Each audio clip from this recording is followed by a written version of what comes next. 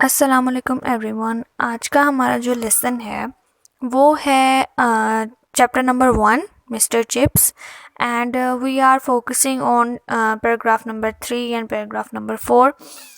Try to understand it very carefully and रट्टा नहीं लगाएं ताकि आप लोगों को कॉन्सेप्ट अच्छे से क्लियर होते जाएं। ठीक है, अच्छा जी। अब मैं आपको स्टार्टिंग में इनके जो डिफ़िकल्ट वर्ड्स हैं उनके आपको मीनिंग्स बता देती हूँ ताकि आप लोगों को वो जो इन्फॉर्मेशन है वो गैदर करनी आसान हो जाए।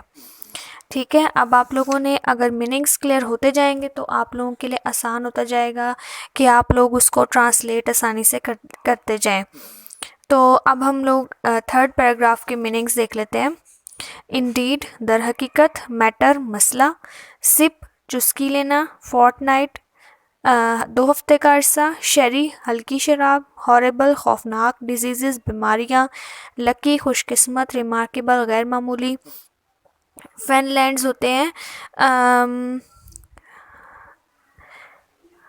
डिजीज़ रिमार्केबल, लकी खुशकिस्मत, रिमार्केबल गैर मामूली, रॉर गूंजना, फेनलैंड्स दलदल वाला इलाका, मार्शी एरिया जहाँ पर पक्के मकानात ना हो वो वाला एरिया।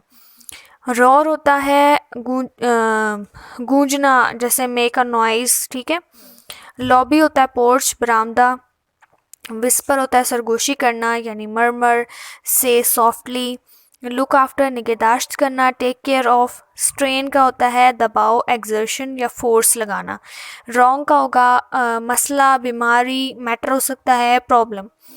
एनोडोमिनी जो है ना, ये मीनिंग है बुढ़ापा ओल्ड एज का। ये बड़ा इंपॉर्टेंट एमसीक्यू भी बनता होता है कि what is the meaning of Anno Domini. तो आपको ऑप्शंस दिए गए होंगे, आपने उनमें से ओल्ड एज को आपने डोटेज या एजनेस को भी आप कर सकते हैं टिक। उसके बाद है फेटल लीथल, कहते हैं मोहलिक, ऐसी बीमारी जो जानलेवा हो, डेडली। कॉम्प्लेंट होता है शिकायत बीमारी और प्रॉब्लम डिजीज़। और ईस्ट विंड होती है मशरिक की तरफ से आने वाली यख बस्ता ठंडी हवा। ठीक है, और cold wind coming from east. Fenland होते हैं इंग्लिस्तान का इलाका जो कभी दलदली हुआ करता था और ब्रुकफील्ड नामी फर्जी गांव को इसी इलाके का पस मंज़र दिया गया है। यानी फेनलैंड्स का इलाका जहाँ पे इस वक्त ब्रुकफील्ड मौजूद है वो इंग्लिस्तान का इलाका है और वहाँ पर दलदली हुआ करता था। वो अब ब्रुकफील्ड फर्जी गांव था जिसको उन्होंने वहाँ पे दिखाया और स्कूल भी वहाँ पे बनाया गया। ये थे इसके मीनिंग्स। अब हम इसकी करते हैं ट्रांसलेशन। सो अब हमने करनी है इसकी translation. He was getting on in years but not ill of course indeed. अब वो उनकी उम्र बढ़ रही है मिस्टर चिप्स की, लेकिन वो बीमार नहीं है। जैसे कि दर हकीकत एज डॉक्टर मेरीवेल सेड, जैसे डॉक्टर मेरीवेल ने कहा, there was really nothing the matter with him, कि उनके साथ कोई ऐसा ख़ास मसला या कोई ऐसी ख़ास बीमारी नहीं है। माई डियर फेलो, मेरे अभी मिस्टर डॉक्टर मेरीवेल कह रहे हैं, माई डियर फेलो मेरे प्यारे दोस्त, you are fitter than I am, तुम मुझसे ज़्यादा सेहतमंद हो। यानी कि मैं तुम्हारी एज मुझसे ज़्यादा है फिर भी तुम मुझसे ज़्यादा सेहतमंद हो। Merivale would say sipping a glass of Sheri, Merivale ने कहा जब वो उसके हाथ में एक शराब का ग्लास था। When he called every Fortnite और सो, और मेरीवेल डॉक्टर मेरीवेल को हर बार 15 दिन बाद 2 हफ्ते बाद डॉक्टर मिस्टर चिप्स का मुआयना करने के लिए बुलाया जाता था। You are past the age when people get these horrible diseases, तुम उस उम्र को गुजार चुके हो जब लोग इस तरह की ख़तरनाक बीमारियों में मुबतला होते हैं। You are one of the few lucky ones, तुम उनमें से कुछ खुशकिस्मत लोगों में से हो। Who are going to die a really natural death, जो कि बहुत ही एक कुदरती मौत मरने वाले हैं। That is of course if you die at all, और यही होगा अगर तुम्हारी डेथ भी होती है तो वजह नेचुरल डेथ ही होगी, कोई बीमारी नहीं होगी। You are such a remarkable old boy, अब वो ओल्ड बॉय से क्या रिलेशन निकालना चाह रहे हैं। एज ज़्यादा है लेकिन फिजिकल हेल्थ उनकी बॉय जैसी है, बच्चे जैसी है। दैट वन नेवर नोज, तुम एक ऐसे अजीम और आउटस्टैंडिंग बूढ़ी उम्र के लड़के हो जिसे कोई भी आज तक किसी ने ऐसा कभी देखा ना हो। But when chips had a cold, लेकिन अब एक काम होता था कि जब सर्दियाँ आती थी तो मिस्टर चिप्स को थोड़ा सांस का इशू हो जाता था। वो बताना चाह रहा है but when chips had a cold, लेकिन जब मिस्टर चिप्स को बीमारी आती है, और कब आती है, जब सर्दियाँ आती हैं। और when east winds rode over the fenlands, और फिनलैंड्स मैंने भी बताया आपको मार्शी इलाका है, तो ठंड वहाँ ज़रा ज़्यादा है, दलदली इलाका है। तो जहाँ पर सर्दियाँ आती हैं तो फिर मशरक़ी हवाएं जब चलती हैं तो वो और सर्द हवाएं हो जाती हैं। Merivale could some time take Mrs Wickett aside, तो डॉक्टर मेरीवेल क्या करते थे, कभी कभार मिसेस विकेट को साइड पे ले जाकर उनको कहते थे, लॉबी में कहते थे, एंड विस्पर, और सरगोशी करते थे कहीं मिस्टर चिप्स सुन ला लें और वो अपने आप को बीमार न समझने लग जाएं, हाथ दिल न छोड़ दें। Look at him, look after him, you know, उनकी ध्यान, यानी कि उनकी आप केयर कीजिएगा, आप जानती हैं। His chest it put strain on his heart, मतलब कि उनकी जो फेफड़े हैं वो सही से काम नहीं कर रहे, तो उनके दिल पे बोझ पड़ता है। Nothing really wrong with him, इसके अलावा उनके साथ कोई मसला तो नहीं है। ओनली एन एडोमिनी, सिर्फ एक बुढ़ापा है, ओल्ड एज है। But that's the most fatal complaint of all in the end, लेकिन अगर देखा जाए तो यही सबसे बड़ी बीमारी है। बुढ़ापा भी तो एक बहुत बड़ी बीमारी है ना अपने अंदर। ये था पैराग्राफ नंबर 3। इसका मैंने आपको एक छोटी सी समरी दे दूं कि इसमें मिस डॉक्टर मेरीवेल का आते हैं और वो हर 15 दिन बाद फोर्टनाइटली आते हैं। ये भी हमसे क्यों पूछा जाता है कि डॉक्टर मेरीवेल कितने अरसे बाद मिस्टर चिप्स का चेकअप करने के लिए आते हैं, तो आपने फोर्टनाइट पे या फिर 2 वीक्स पे टिक करना है।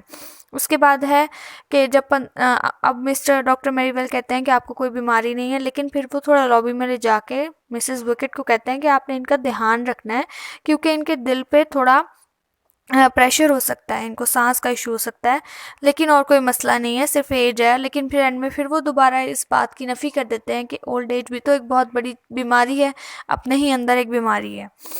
इसके बाद हमने करना है पैराग्राफ नंबर 2। उसके मैं इम्पोर्टेंट और जो डिफ़िकल्ट वर्ड्स हैं उनके सिनोनिम्स और उनकी मीनिंग्स आपको बता। अच्छा, जो इसके इम्पोर्टेंट क्वेश्चन बनते हैं ना पैराग्राफ नंबर 3 से, वो 2 बनते हैं। वो हैं what did Merivale say to Mrs Wickett about Chips health, मतलब जो वो लॉबी में जाके मिस्टर चिप्स को मिस्टर चिप्स के बारे में क्या कहते हैं। And what were Merivale's view about Chips health, Chips की हेल्थ के बारे में मेरीवेल क्या कहते हैं। ये क्वेश्चंस 2 बनते हैं। अब हम करते हैं पैराग्राफ नंबर 4 के important meanings. एनाडोमिनी is old age, जैसे मैंने आपको बताया। बाय जोव, अब बाय जोव होता है मतलब बाय गॉड। अब बाय गॉड है मतलब कि वो लोग जो हैं वो अपने खुदा को गॉड नहीं कहते, बाय जोव कहते हैं। तो आपने भी बाय गॉड, बाय जोव का मीनिंग क्या लेना है, by God. Anno domini by Jove, yes, वो कहती हैं हाँ बुढ़ापा तो वाकई एक एज है, ये उसकी सेंस में दे रहा है, यानी कि एनाडोमिनी ओल्ड एज है। ओथ बाय गॉड, ठीक है, यकम मई। एक्सप्रेशन ऑफ सरप्राइज और अप्रूवल भी हो सकता है, खुदा की पनाह जब हम कहते हैं ना बाय जोव ओ खुदा, तो इस सेंस में आता है। अच्छा, ग्रेट एग्जीबिशन वो होगी जो कि आपको डेमोन्स्ट्रेट करे, नुमाइश होती है, आपको पता है उसके अंदर आप डेमोन्स्ट्रेशन करते हैं, डिफरेंट चीज़ों की डिस्प्ले लगाते हैं, एक्सपोजिशन लाते हैं, शो करते हैं, ठीक है, डिफरेंट चीज़ों की। टोडलर, टोडल कहते हैं आहिस्ता आहिस्ता चलने वाला बच्चा, टोडलर जो कि चल ना सकता हो सही से, तो वो मूव स्लोली करता है, वेडल करता है, क्रीप करता है, क्रॉल करता है। अलाइव का मतलब है जिंदा, एनिमेट, ब्रीथिंग, लिविंग। बोस्ट का है फ़ख्र करना, ब्रैग, एग्जैजरेट, ब्रैग होता है आप उसको कहते हैं बूस्ट को जो कि फ़ख्र करे, एग्जैजरेट करे एक चीज़ पे।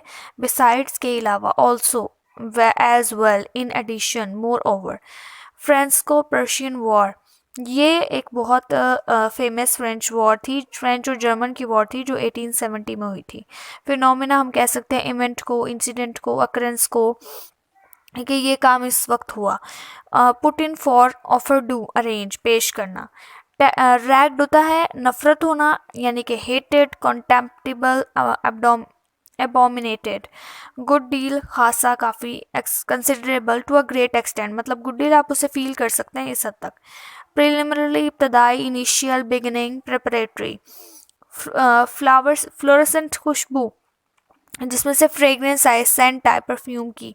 प्लिक प्लॉक होती है वो sticking of ball with the cricket bat, जो कि आप बच्चे खेल रहे थे तो वो जो आवाज़ आ रही थी उनको बैट के साथ बॉल के लगने की, तो वो भी एक इन्वायरमेंट क्रिएट करती है, वो चीज़ भी इसके अंदर आ जाती है। ये थे इम्पॉर्टेंट सिनोनिम्स और मीनिंग्स ऑफ द पैराग्राफ 4। अभी हमने प्लिक प्लॉक तक किया है, इंशाल्लाह नेक्स्ट वीडियो में हम इससे आगे भी करेंगे। और मैं अभी आपको इसकी ट्रांसलेशन समझाती हूँ। एनोडोमिनी बाय जॉब, यस, वो कहती हैं बड़ी उम्र है और बुढ़ापा तो खुदा की पनाह, वाकई बहुत डेडली चीज़ है। बॉर्न इन 1848, बॉर्न इन 1848 ये एक इम्पॉर्टेंट एमसीक्यू है कि मिस्टर जॉन चिप्स का पैदा हुआ 1848 में। And taken to the great exhibition as a toddling child, not many people still alive could boast thing like that. मतलब कि वो अपनी उस एज में गए उस एग्जीबिशन में एज अ टोडलिंग चाइल्ड, जब वो चल भी नहीं पाते थे सही से, और ये एक आजकल के ज़िंदा इंसानों में से बहुत कम लोग होंगे जो इसके ऊपर फ़ख्र कर सकते हैं। Besides chips could even remember Brookfield in whether by इस टाइम। इसके अलावा चिप्स अपनी मेमोरी में इतने अच्छे थे कि वो अभी तक वेदर बाय जो प्रिंसिपल थे ब्रुकफील्ड के उनको भी याद वो कर सकते थे अपनी मेमोरी पे जोर डाल के। a phenomenon that was a phenomenon, वो कह रहे हैं मार्वलस, ये बड़ी रिमार्केबल शख्सियत थी उनकी मिस्टर वेदरबाय की। अब आप Wetherby had been an old man in those days, Wetherby उन दिनों में बहुत बुढ़ापे में जा चुके थे, 1870 की बात है। Easy to remember because of the Franco Persian war, क्योंकि उस वक्त 1870 को याद किया जाए तो वहाँ पे फ्रांस में और ब्रिटेन में जो चल रही थी, जंग चल रही थी। Chips had put in for Brookfield after a year at Melbury, और मिस्टर चिप्स ने तब मेलबरी में 1 साल जॉब करने के बाद ब्रुकफील्ड में अप्लाई किया हुआ था, विच ही हैडंट लाइक, और मेलबरी मिस्टर चिप्स को कोई ख़ास पसंद नहीं था। Because he had been ragged there a good deal, क्योंकि वहाँ पर मिस्टर चिप्स को कोई अच्छा इन्वायरमेंट नहीं मिला, वहाँ पे बहुत ज़्यादा उन्हें हेट किया गया, उनके खिलाफ हो गए लोग। But Brookfield he had like, लेकिन उन्हें ब्रुकफील्ड बहुत पसंद था, ऑलमोस्ट फ्रॉम द बिगनिंग, तकरीबन शुरू से ही उन्हें बहुत ज़्यादा पसंद आया। He remember that day of his preliminary interview, और उन्हें वो उनका पहला दिन भी इंटरव्यू का अभी तक याद था। सनी जुलाई के धूप वाला दिन था, with the air full of flower scents, और हवा ऐसी थी जिसमें बहुत फूलों की खुशबू थी। And plick plock of the cricket off the pitch, और जो लड़के मैच खेल रहे थे उनके बैट के साथ जब बॉल टकराती थी तो उसकी आवाज़ आती थी। अब आप उनकी इमेजिनेशन तक को देख लें कि उन्होंने अपने पास्ट को किस कदर अभी तक याद किया हुआ है, अपने साथ संभाल के रखा हुआ है कि वो एक एक मेमोरी तक याद कर सकते हैं।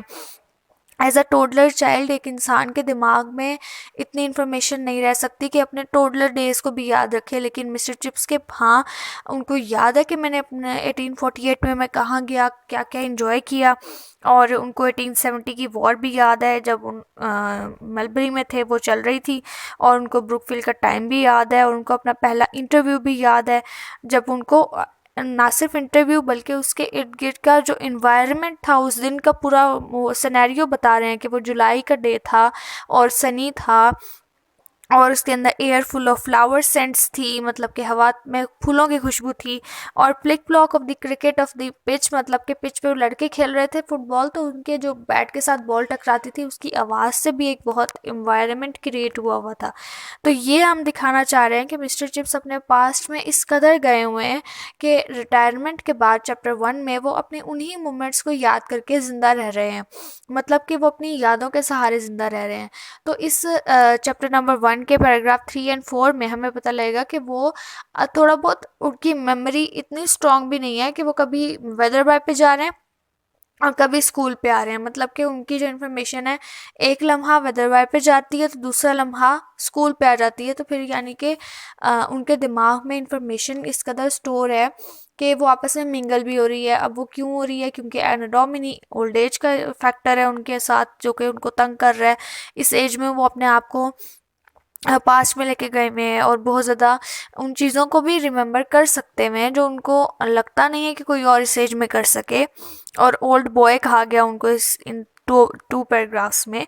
तो ये उनके लिए अपने आप में एक उनको दिखाई गई है कि उनकी जो पर्सनल इन्फॉर्मेशन है वो इसमें दिखाई गई है। अच्छा, अब मैं आपको इसके इम्पोर्टेंट क्वेश्चंस बताती हूँ इस पैराग्राफ से।